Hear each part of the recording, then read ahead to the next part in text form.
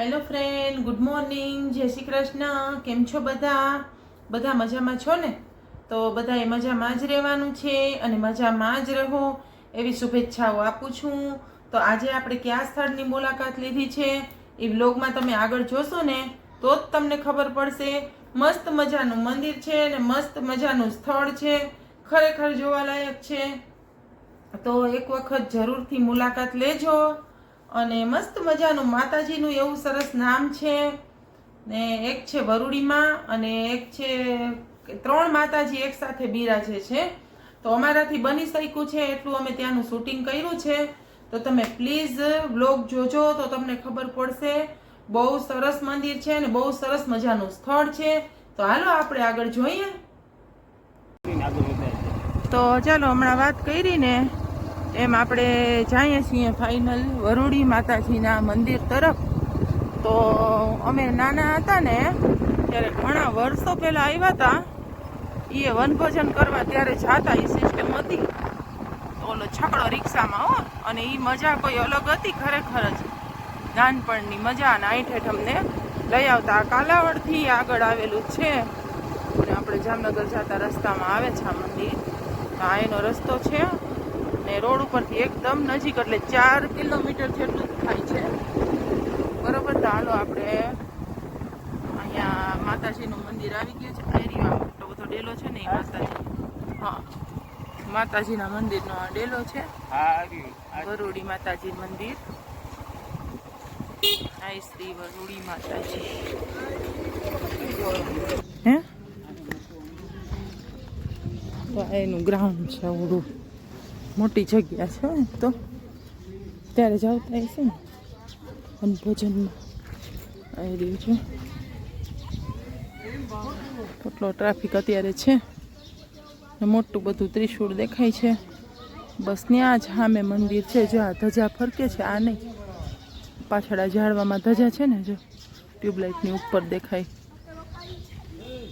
માતાજીનું મંદિર છે. તો ચાલો આપણે થોડી વારમાં આગળ જઈએ. તો કૂતરું સરસ મજાની નીંદર કરે છે. ભીનું થઈ ગયું છે મારી જેમ. મેં ચુંદડી ભીની કરીને કૂતરાએ પૂંછડું ભીનું કર્યું.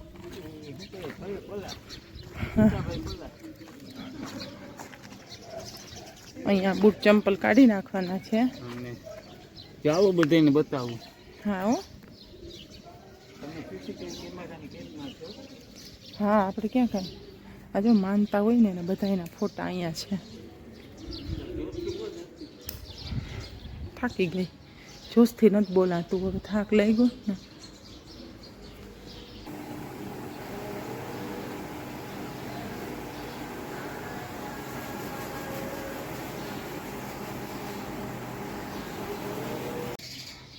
તો આ 3 સ્વરૂપ મંદિરની અંદર છે. વરુડી માતાજી, શ્રી જટુકલી માતાજી ને ચરુડી માતાજી. આ સ્વરૂપ મંદિરની અંદર છે. ખૂબ સરસ છે. મહંતની હશે ને. એરિયા શ્રી વજરામ કાલિદાસ અગ્રાવત અને શ્રી આ સમાધિ ક્યાં? શ્રી કેસરિયા હનુમાન.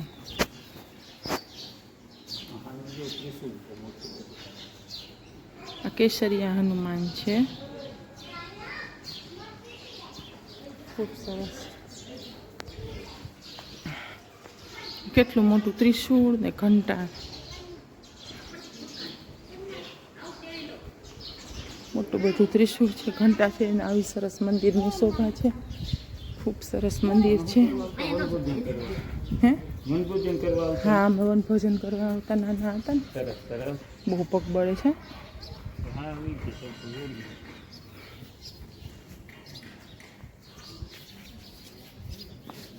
ચાલો, તો સૂઝી પહેરી લ્યો.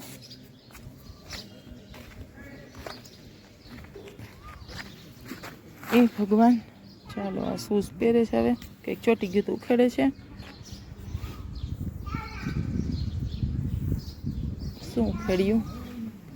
તો મોટું બધું એનું પટ છે આખો. આપણી બેગ આગળ પહોંચી જાય આપણે.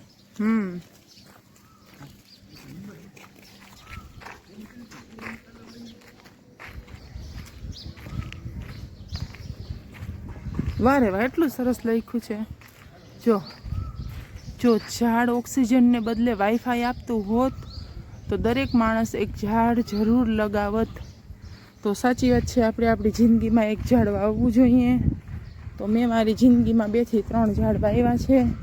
તો હજી તો જિંદગી ભગવાને દીધી થોડીક લાંબી હશે તો આપણે હજી ઝાઝા બધા વૃક્ષો વાવીશું ચોમાસા દરમિયાન જવા. અને કોઈ પણ એવી જગ્યા લાગે કે અહીંયા આપણે વૃક્ષો વાવી શકાય તો વૃક્ષો ઉછરે તો એવી જગ્યાએ ચોક્કસથી એક વૃક્ષ આપણે વાવવાનું. આ અચૂક કરવાનું. ચોમાસામાં એવા બી રાખવાના કે જે વરસાદના પાણીને સંગ્રહ કરીને આખું વરસ એનાથી ચલાવી અને જાતે મોટું થાય. કારણ કે રોડ ઉપર આપણે વાવીએ, એવી જંગલમાં વાવીએ તો એમાં એવું હોય કે ત્યાં કોઈ રોજ પાણી તો પીવડાવતું ન હોય. તો જેમ કે લીમડો છે, એની લીંબોડી પાકી ગઈ હોય તો એનું બી તમે રોપી શકો. પછી પીપળાના ટેટા રોપી શકો. પછી એવા ઘણા ઝાડ છે કે આપણે વાવી શકીએ. તો ચાલો હવે પાછા ઘર તરફ પ્રયાણ કરીએ ને રસ્તામાં કંઈ આવે તો જોઈ લેશું. ને ઈચ્છા છે કે નથી કહેવું, આગલા બ્લોગમાં જોજો, બરાબર ને? તો ચાલો હવે તમારે કંઈ કહેવાનું છે?